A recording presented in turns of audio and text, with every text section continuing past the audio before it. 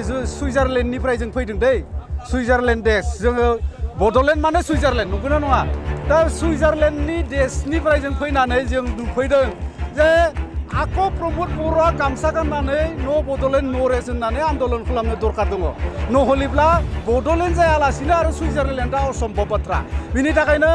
जे नकलि जिथु दा बे ट्रेक्टराव माबा पेट्रल गैया होननानै खोनाबाय डिजेल गैलियानो आरो बे ट्रेक्टर सालायग्रा थिखनियाला माबायाव ड्राइभाराबोनो पान्जाबावबो सहैबायनो बे हिसाबै दा जेने तेने नांगोला 17 बोसोराव जिथु लुटिनानै ठिकादारफोरखौ महाजन खालामबाय सोरबा सार्केल गंसेबो गैयि मानसिफोरखौ धोनि जाहोबाय दाम्पारनि मालिक जाहोबाय ठिकादार जाहोबाय बिसोरखौ जेने तेने लानानै बिसोरनि ग्रिजजों हाग्रामा महिलाया एसे सोलिगासिनो दङ बियाबो बारा दिन गैला बिनाबो भेलिडिटि जाबोबाय जोबनो सान जाबोबाय मुल्यबृद्धि भात्ता हिसाबै भटारफोरनो भात्ता होनांगौ दिनैसिम भात्ता होनायनि माबाखौ सरकारा लाहार फाहार लायाखै किन्तु जों भटारशिप हिसाबै जिहेतु भटारफोरनि थाखाय भात्ता नागिरदों बिनि थाखायनो सरकारा मोनसे आसनि बानायनो गोनां जादों बे आसनियानो जादों कृषक सम्मान निधि आसनि इनिफ्राय आरो अरुणोदय बानायनो गोनां जादों हा जोंनो बे अरुणोदयजों आरो बे कृषक सम्मान निधिनि आयेनजों जे भटारफोरा सानसेबो डेभेलप जानो हाया इनि थाखाय जोंनो भटारफोरनि जिथु मौलिक अधिकार जिथु रांखान्थिनि उदांस्रि बे रांखान्थिनि उदांस्रिखौ जोंनो नांथारगौ मानो होनोब्ला दिनैसिम इडुकेटेड पार्सननि खामानिफोरा मेसिना लांजोब्बाय दिनै गरिब दङ भारतबर्षआव बिराद गरिब थानायखायनो बेनि कारणे जोंनि मानसिफोरा 4000 टाका गुलाम मावनो गोनां जायो इडुकेटेड पार्सन जानानैबो 5000 टाका गुलाम मावनो गोनां जायो बेनि थाखाय भटारशिपनि आयेन जायोब्ला साफ्रोमबो न'खरा डेभेलप जागोन साफ्रोमबो परियाला डेभेलप जागोन आरो मानसि हिसाबै थांना थानायनि राहाखौ जाहोगोन बेनि थाखायनो जोङो दिनै जुन मासनिफ्रायनो जोङो टार्गेट लानानै बहुत खामानि मावबोबाय दिनै 1 मास बेयाव धरना खालामबाय बिनि उनाव माने फुट माने जात्रा पेडेल जात्रा खालामबाय 28 दिन माने सदियाथ' धुबुरी बिनि उनाव जिलाइ सार्केल रेलि इनिफ्राय जोबथायाव दिनै 23 सननि जोबथायाव जोङो गुवाहाटीयाव फैनानै ससलाव जे धरना खालामनो फैदों आरो बे ससलनि धरना जुरियते मुख्यमन्त्री आरो प्रधानमन्त्री जों माखासे मेम'रेन्डाम होनायनि सायाव बिथांमोना मा थांखि लाखो दिनैसिम जोंनो बुंना होआखै बिनि थाखायनो जोङो एगेन्स्ट हिसाबै जोङो बे मेम'रेन्डामखौ साबमिट खालामनाय जादों जोंनि खामानियाथ' जाफुंनायमोनब्लाथ' सोबबानो डेभेलप जासिगौमोन दिनै जों थगायनायनि राजनिति खालामाखै जोङो दा सुइजारलेण्डनिफ्राय जों फैदों दै सुइजारलेण्ड देश जोङो बड'लेण्ड माने सुइजारलेण्ड नंगौना नङा दा सुइजारलेण्डनि देशनिफ्राय जों फैनानै जों नुफैदों जे आक' प्रमद बर'आ गामसा गाननानै न' बड'लेण्ड नो रेस होननानै आन्दलन खालामनो दरकार दङ नहलेब्ला बड'लेण्ड जायालासिनो आरो सुइजारलेण्डआ असम्भब बाथ्रा बिनि थाखायनो जे नकलि जिथु दा बे ट्रेक्टराव माबा पेट्रल गैया होननानै खोनाबाय डिजेल गैलियानो आरो बे ट्रेक्टर सालायग्रा थिखनियाला माबायाव ड्राइभाराबोनो पान्जाबावबो सहैबायनो बे हिसाबै दा जेने तेने नांगोला 17 बोसोराव जिथु लुटिनानै ठिकादारफोरखौ महाजन खालामबाय सोरबा सार्केल गंसेबो गैयि मानसिफोरखौ धोनि जाहोबाय दाम्पारनि मालिक जाहोबाय ठिकादार जाहोबाय बिसोरखौ जेने तेने लानानै बिसोरनि ग्रिजजों हाग्रामा महिलाया एसे सोलिगासिनो दङ बियाबो बारा दिन गैला बिनाबो भेलिडिटि जाबोबाय जोबनो सान जाबोबाय मानो होनोब्ला सान जायोब्ला हर जायो बेनि थाखायनो नेता राजत्वफोरा जोबनो समय जाबोबाय मानो होनोब्ला गणतन्त्र देशआव दिनैनि दिनाव साफ्रोमबो गुन्दाफोरासो देशखौ सालायगासिनो दङ मोजां मानसिनि आखायाव देशा थाङाखै प्रमद बर'आबो सासे ओरैबायदि जातिनि नाम लानानै जातिखौ थगायबाय फानबाय खासि खामजाबाय बेनि कारणे जा जेनेबा नोंथांमोना खोनागासिनो दङ मा होनना बुङो बेखौ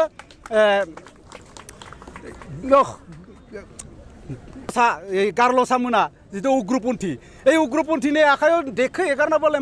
मा रायजोनि डेभेलप जानो बिनि कारणे ठिकादारनि डेभेलपजों जोंनि पार्टिया रायजोआ जेबो डेभेलप जानो गैया इनि कारणे भटार्सफोरनो गावनि मोन्थाइखौ जोंनो नांथारगौ आरो जोङो नोंथांमोननि मिडियानि जुरियते जोङो गुरैयै खावलायो रायजोफोरखौ गुरैयै बुंहरो नोंथांमोना सांग्रां जा नोंथांमोना गावनि मोन्थाइखौ नागिरनो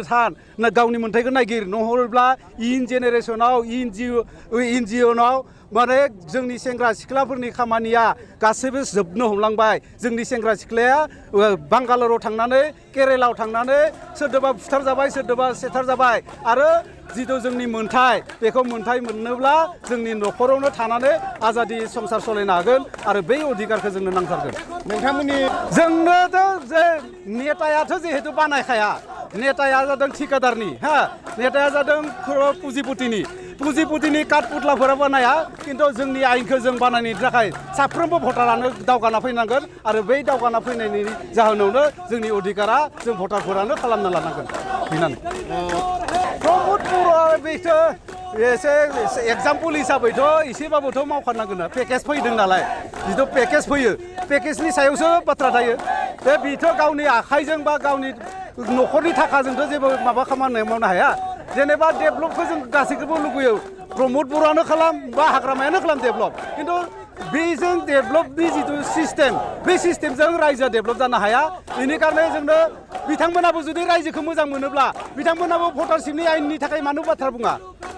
भटारशिपनि आयेननि थाखाय बिथांमोनाबो बुंनांगौ दिनै बा जेनेबा हाग्रामायाबो मानो बुङा भटारशिपनि मोन्थायनि थाखाय बिथांमोना सानैसो ठिकादारनि कारनैल'सो खामानि मावबाय थायोब्ला रायजोआ डेभलप जाया जाथिया डेभलप जाया जों बुंदों साफ्रोमबो भटार्सफोरनो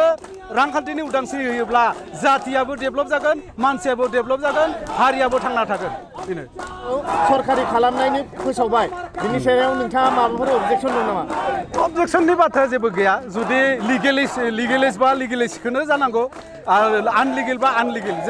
जोङो लिगेलाव थांग्रा मानसि आरो लिगेल हिसाबै जों थागोन आरो लिगेलि जादोंब्ला लिगेलि जानांगौ आरो आनलिगेल जादोंब्ला बेखौ जोङो सानफ्रोमबो बिरोध खालामगोन प्रमद बर' बिथाङा मैया स्कुल फोसावनायखौ नोंथाङा बेसेबांसो माने मोजां होननानै बुंनो हायो बेथ' बाथ्रा खुगाजों खामानि जायाना बे खुगाजों बुंनायावथ' जेनेबा हेमन्त बिश्व शर्मायानो जा बा सोरबा नरेन्द्र मदियानो जा आच्छा दिन आएगा बेबायदि प्रमद बर'आबो सोरनिबा माबा लानानै बे मोजां दिन जागोन मोजां जादो मोजां खालामदो बेफोरखौ जों मानिया एजुकेट माने रिजाल्टखौसो जोंनो नांगौ रिजाल्टआ मोजांबा रायजोआनो मोजां नोंथांनि बायदिब्ला दाखालि स्कुल फोसावनाया मोजां जादोंना जायाखै स्कुल फोसावनायनि निउसखौ आं दासिमबो मोनाखै एक्सुवेलि एग्जाम्पल आं दा बिनि सायाव जेबो बुंनो हाया आं जुदि मोननायमोनब्ला बेखौ आं बुंनो हागौमोन खिन्थु दा आं बेखौ मोनाखै মিডিয়াও আং মোনাকে ইনি থাকা আং বিনি সাহেব যে বুনা আমি আগন্তুক নতুন বর্ষই সকলোৰে জীৱনলৈ শান্তি সমৃদ্ধি কঢ়িয়াই আনক তাৰ কাৰণে আমি কামনা কৰিছোঁ দ্বিতীয় কথাটো হৈছে কোনে কি কয় নাজানো কিন্তু বিজেপিৰ পিছতেই ভোটাৰ্ছ পাৰ্টিয়ে ৰাইজৰ সত্তা সম্ভালিব ইয়াত কোনো দ্বিমত নাই কাৰণ এই কাৰ্যসূচীটোৰ কাৰণে মাত্ৰ মই ফেচবুকত দুটা লাইন লিখিছিলোঁ হয় আপুনি ঘৰত মৰি যাওক নহলেও অহাকালিলৈ গুৱাহাটীলৈ আহি যাওক তো এনেকুৱা এটা ফেচবুক লাইনৰ দুটা লাইনৰ কাৰণে আজি ৫,০০০তকৈ অধিক মানুহ আছে আপোনালোকে দেখিছে এই ৫,০০০তকৈ অধিক মানুহ আছে গতিকে আমি আমাৰ যিখিনি দাবী মানুহক জীয়াই ৰখাৰ কাৰণে যিখিনি কৌশল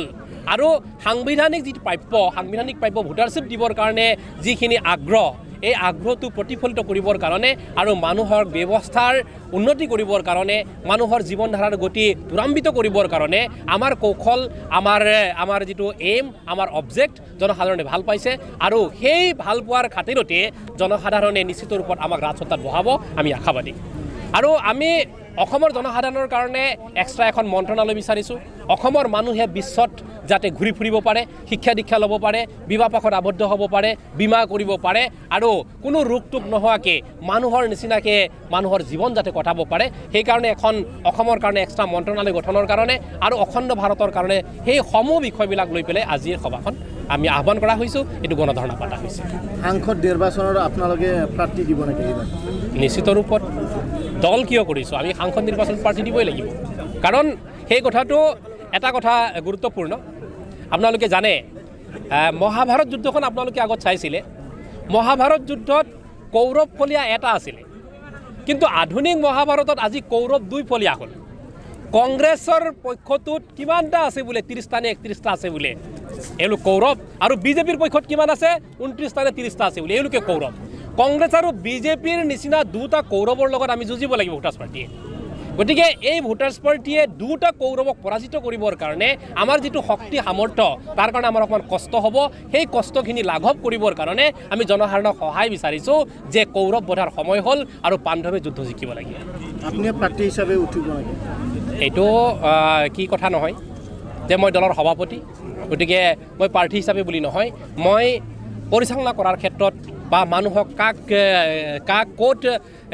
কি ডিপুট কৰিলে একচুৱেলি সমাজৰ উন্নতি হ'ব তাৰ পক্ষতে আছে যদি ৰাইজে বিচাৰে ৰাইজে বিচাৰে ৰাইজে দিব ৰাইজে যদি বিচাৰে মই জনপ্ৰতিনিধি হোৱাত কোনো আপত্তি নাই খেলাটো নিশ্চিত তেতিয়াহ'লে নিশ্চিত বুলি ক'ব নোৱাৰে ৰাইজে বিচাৰিলে চব সম্ভৱ কাৰণ এইটো গণতান্ত্ৰিক দেশ হয় ৰাইজৰ মতে চলে আপোনালোকে যে বহুত দিনৰ পৰা দাবী কৰি আহি আছে এই দাবীটো এতিয়ালৈকে পূৰণ হোৱা নাই আমাৰ দাবী পূৰণ কৰিব পৰা শক্তি বেলেগ দলৰ নাথাকে চাওক আপুনি যদি ডক্টৰ হ'ম বুলি ভাবিছে তেনেহ'লে আপুনিয়েই পঢ়িব লাগিব আপুনিয়েই ডক্টৰ হ'ব লাগিব আপোনাৰ ডক্টৰী কোনোবাই কৰি দিব নোৱাৰে পাৰিব জানো নোৱাৰে গতিকে আমাৰ যিটো এইম আমাৰ অবজেক্ট আমিয়ে পূৰণ কৰিব লাগিব সেইকাৰণে জনসাধাৰণক আহ্বান জনাইছোঁ জনসাধাৰণৰ সহায় বিচাৰিছোঁ